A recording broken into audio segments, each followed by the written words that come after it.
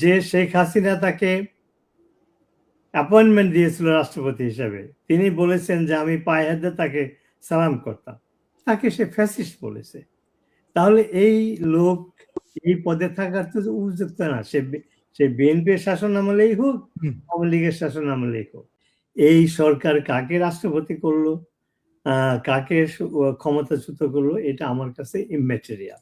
এই যে তাই আপনার চুপ্পু রিজাইন দিয়েছে, এখন আলোচনা হচ্ছে নানান ধরনের গুজব যে কে হবে রাষ্ট্রপতি। তো সেই জন্য আমি বলি আই ডোন্ট কেয়ার কে হলো, ইটস ইম্যাটেরিয়াল। ওনার বক্তব্যটাই আমরা আজকে টাইটেল করেছি I am sick so it is done. এটার তো একটা মর্মার্থ আছে, নিশ্চয়ই ভাবার তো আছে। আপনি প্রবীণ মানুষ, আমার কথা শুনলে আপনারা হয়তো নিরাশ হবেন। না না আপনি বলেন। আমি এই ভদ্রলোককে কোনো গুরুত্ব দেই না, আচ্ছা, যে রাষ্ট্রপতি, কারণ তাকে এক কথা বলা যায় একজন বিশ্বাসঘাতক, তার কোনো নীতি নাই, মেরুদণ্ডহীন। তাকে যখন প্রধানমন্ত্রী শেখ হাসিনা রাষ্ট্রপতি নিযুক্ত দিল, তারপরে তিনি কি বলেছিলেন যে আমি একজন বঙ্গবন্ধু সৈনিক, আমি বঙ্গবন্ধু আমাকে ব্যক্তিগতভাবে চিনত। তিনি বলতো এই চুপ্পু, এইভাবে কথা বলতো, তার আহ্বানে মুক্তিযুদ্ধে গিয়েছিলাম, তিনি জাতির পিতা। সেই লোক ইউনূসের সময় আলোচনা আমি করতে চাই না, অনেক লম্বা কাহিনী, অনেক কিছু তার করার কথা ছিল, করে নাই। কিন্তু এইবার এই তারেক জিয়া সরকার যখন তাকে ক্ষমতায় রাখলো, সে কি বলেছে? জিয়াউর রহমান জাতির পিতা, জিয়াউর রহমান স্বাধীনতার ঘোষক। তো এই ব্যক্তি যদি সত্যিকারেই মুক্তিযোদ্ধা হয়ে থাকে, সে রিজাইন দিতে পারত। কিন্তু সে যেখানে বঙ্গবন্ধুকে জাতির পিতা বলেছে, স্বাধীনতার ঘোষক বলেছে, সেই আবার শেখ হাসিনা কি বলে জিয়াউর রহমান বলেছে যে স্বাধীনতার ঘোষক। যে শেখ হাসিনা তাকে অ্যাপয়েন্টমেন্ট দিয়েছিল রাষ্ট্রপতি হিসেবে, তিনি বলেছেন যে আমি পায়ে হাতে তাকে সালাম করতাম, তাকে সে ফ্যাসিস্ট বলেছে। তাহলে এই লোক এই পদে থাকার তো উপযুক্ত না। সে বিএনপির শাসন আমলেই হোক, আওয়ামী লীগের শাসন আমলেই হোক। তো কাজেই আজকে যে নাটক বা যে গুজব সৃষ্টি করা হচ্ছে, ছড়ানো হচ্ছে, আমি এর গুরুত্ব দিই না, কারণ ইট ইজ এক্সপেক্টেড। কি বলে বিএনপি ক্ষমতায়, বিএনপি তাদের নিজস্ব লোককে অ্যাপয়েন্টমেন্ট দিবে, অনেক ইকুয়েশন আছে, অনেক সমীকরণ রয়েছে। এতদিন যে তাকে ক্ষমতাচ্যুত করে নাই, সেটা একটা আশ্চর্যের বিষয়। বিএনপি সাধারণ নিয়মে তার দলের কাউকে বা তাদের পছন্দ মতো কাউকে করতো, হয়তো বিহাইন্ড দ্য সিন এমন কোনো কিছু রয়েছে যেটা আমরা জানি না, সেই কারণে হয়তো তাকে এই 5 মাস রেখেছে। তো আজকে আপনি যে কথাটি উল্লেখ করতে চাচ্ছেন, আলোচনা করতে চাচ্ছেন, যে সে পদত্যাগপত্রে কি লিখেছে বা সাংবাদিক কি বলেছে, I am sick so it is done, এইটা আলোচ্য বিষয় না। এই জন্য যে সে তো এই পদে থাকার কথা না, এতদিন ছিল, তার ভাগ্য ভালো সেই জন্য। আর সে কারো কথায় পদত্যাগ করেছে না সত্যিকারই অসুস্থ হতে পারে। তিনি একজন বয়স্ক মানুষ, রাষ্ট্রপতি ছিলেন, তিনি যদি বলে আমার এই রোগ হয়েছে, আমি অজ্ঞান হয়ে যাই, ঘুমাই যাই, সেটাকে আমাদের বিশ্বাস করতে হবে। আমার কাছে মনে হয় তার যে পদে তিনি আছেন, রাষ্ট্রপতি, সেখানে তার কথার দামই বেশি একজন ডাক্তারের সার্টিফিকেটের চাইতে। তো আপনারা উল্লেখ করছেন যে ডাক্তারের কোনো সার্টিফিকেট নাই, তার এতগুলো রোগ আছে কিনা, কিন্তু যিনি এখানে সাবজেক্ট, তিনি বলছেন যে আমার এই রোগ আছে, এবং তিনি লন্ডনে গিয়েছেন, সিঙ্গাপুরে গিয়েছেন, এই কয়েকদিন আগে দুবারে নাকি কম্বাইন্ড মিলিটারি হসপিটালে গিয়েছেন। তো কাজেই সে মানে অসুখের জন্য পদত্যাগ করলেন না তাকে পদত্যাগ করতে বলা হয়েছে, এর চাইতেও বাংলাদেশে বর্তমানে অনেক ইম্পর্টেন্ট ইস্যু রয়েছে। সেটা হলো কি, যে আমাদের স্বাধীনতার মূল মন্ত্র ছিল যে 4টা, তার 2টি ছিল গণতান্ত্রিক শাসন ব্যবস্থা, আর একটা ছিল অসাম্প্রদায়িক সমাজ ব্যবস্থা। শেখ হাসিনাকে অপসারণ করে অর্থনীতিকে ধ্বংস করা হয়েছে, গণতন্ত্রকে ধ্বংস করা হয়েছে, অসাম্প্রদায়িক সমাজ ব্যবস্থাকে ধ্বংস করা হয়েছে।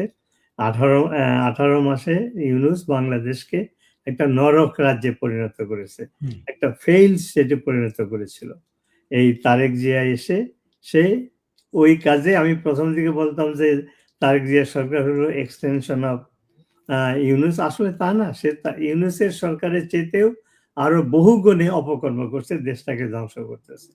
তো কাজেই আমাদের আলোচ্য বিষয় হওয়া উচিত এই যে তারেক জিয়া এত 17 বছর বিদেশে ছিল, সে খুনের আসামি, গ্রেনেড আক্রমণের আসামি, 10 ট্রাক মামলার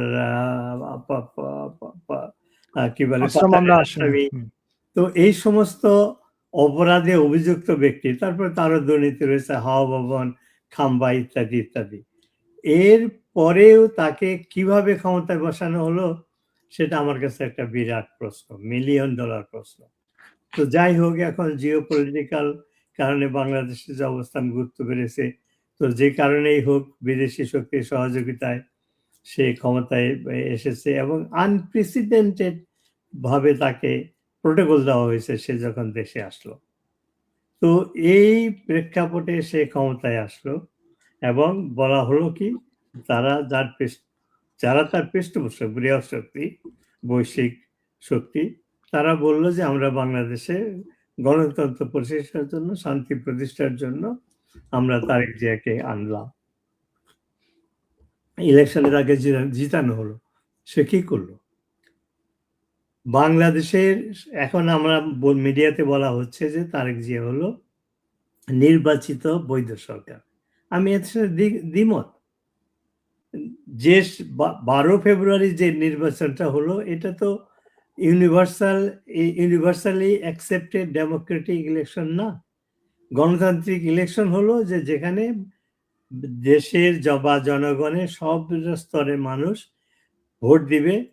কিন্তু এইখানে আওয়ামী লীগ হলো বাংলাদেশের স্বাধীনতা যুদ্ধের, স্বাধীনতা সংগ্রামের নেতৃত্ব দিয়েছে বঙ্গবন্ধু, যার সভাপতি ছিলেন, যিনি জাতির পিতা, সেই দলকে ইউনূস ক্ষমতায় এসে অর্ডিন্যান্স জারি করে নিষিদ্ধ ঘোষণা করলো তার অ্যাক্টিভিটি। সে ইন্ডিয়ার প্রেসারে, অন্যান্য শক্তির প্রেসারকে উপেক্ষা করে সে কি বলে আওয়ামী লীগকে বাইরে রেখে নির্বাচন করলো। এটা গণতান্ত্রিক নির্বাচন নয়। এখন আওয়ামী লীগের সমর্থক 70 to 80%।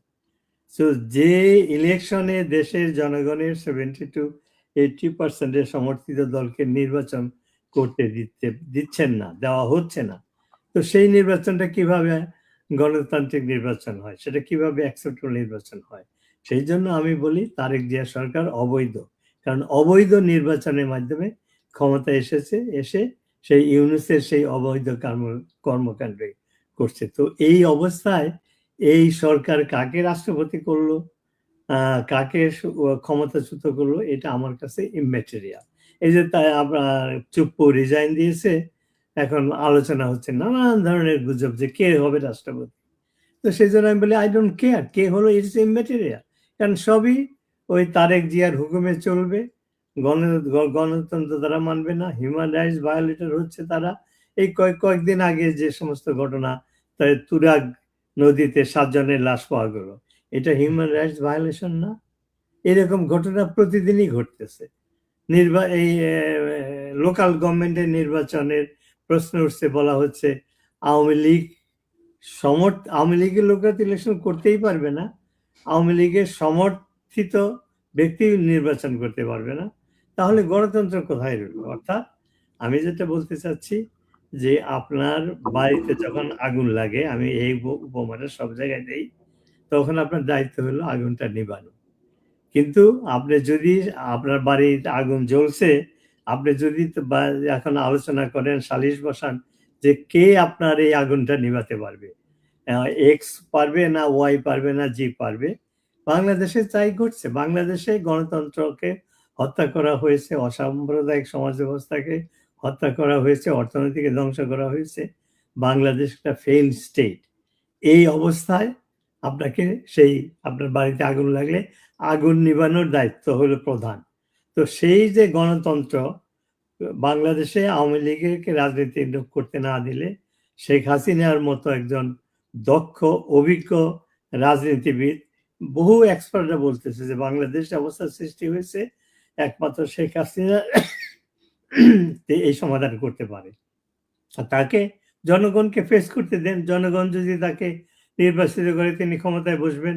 নির্বাচন নেপালে যেভাবে প্রাক্তন প্রধানমন্ত্রী এসে নির্বাচন করে হেরে গেছে, জনগণ যদি সমর্থন না করে শেখ হাসিনা হেরে যাবে। যারা নির্বাচন হবে তারাই দেশ শাসন করবে। অর্থাৎ মূল সমস্যাটা বাদ দিয়ে যে বাংলাদেশে গণতন্ত্র নাই, শান্তি নাই, অর্থনৈতিক হিউম্যান রাইটস ভায়োলেশন হচ্ছে, এগুলো অ্যাড্রেস না করে আমরা এই যে এই সাইড ইস্যু নিয়ে আমরা আলোচনা করছি। প্রেসিডেন্ট কে হলো, সে রিজাইন দিল নিজের উদ্যোগে, অসুখ হওয়ার কারণে, বা তারেক জিয়া তাকে বলেছে রিজাইন দেওয়ার জন্য। It is immaterial. বাংলাদেশের যে বর্তমান অবস্থা আমি 3 জন লোককে দায়ী করতে পারি। প্রথমত এই ঘটনা ঘটতে দেওয়ার লোক হলো 2 জন। একজন হলো সেনাপ্রধান ওয়াকার, আরেকজন হলো এই চুপ্পু, যে প্রেসিডেন্ট শেখ হাসিনা তাকে প্রেসিডেন্ট নির্বাচিত করেছিলেন। তার বহু সুযোগ ছিল এই দেশটাকে রক্ষা করা। আমি যদি হইতাম, আমার দায়িত্ব পালন করতে যদি আমার জীবনে চলে যেত, আমি হেসিটেট করতাম না। কিন্তু এই লোক প্রতি মুহূর্তে আপোস করেছে, প্রতি মুহূর্তে নীতি কে নির্বাসনে দিয়েছে, বর্জন করেছে। সুবিধাবাদী একটা লোক। তো কাজেই এই 2 জন লোক, চুপ্পু এবং সেনাপ্রধান, তাদের যে শাসনতান্ত্রিক যে দায়িত্ব ছিল, এই দায়িত্ব তারা পালন করে না। এই অবহেলায় তারা অভিযুক্ত। এবং আপনি যদি দেশের বিরুদ্ধে ষড়যন্ত্র করেন, ষড়যন্ত্রের অংশ হন, এবং যখন আপনাকে দেশ রক্ষার দায়িত্বে আপনাকে আছেন, আপনি সেটা যদি পালন না করেন, তাহলে আপনার মৃত্যুদণ্ড অবধারিত। এই অভিযোগে এই চুপ্পু এবং ওয়াকার দায়ী। আর এছাড়া আরেকজন দায়ী, সে হলো ইউনূস। সে কিভাবে দায়ী? যে সে এই 2 জনের ষড়যন্ত্রের মাধ্যমে ক্ষমতায় টিকেছিল। এই 2 জন তাকে ক্ষমতায় থাকা সাহায্য করেছে এবং দেশটাকে সে ধ্বংস করেছে। একটা একক ব্যক্তি কোনো একটা দেশকে এইভাবে ধ্বংস করতে পারে, এর নজির ইতিহাসে নাই। তো কাজেই আমি মনে করব এই 3 জন, বাংলাদেশের যে বর্তমান অবস্থা, এটার থেকে উত্তরণের উপায় হলো এই 3 জনের শাস্তি, আর হলো আওয়ামী লীগ, দেশের বৃহত্তম রাজনৈতিক দল, তাকে স্পেস দেওয়া, তাকে রাজনীতি করার সুযোগ দেওয়া। এবং সেই দলের যে নেতা 17 বছর তিনি ক্ষমতায় ছিলেন, তিনি দেশটাকে একটা উন্নয়নের রোল মডেলে নিয়ে গিয়েছিলেন, সেই শেখ হাসিনার বিরুদ্ধে মিথ্যা মামলা রুজু করে তাকে বাংলাদেশে রাজনীতি করার সুযোগ দেওয়া উচিত, আওয়ামী লীগের নেতৃত্বে দেওয়ার।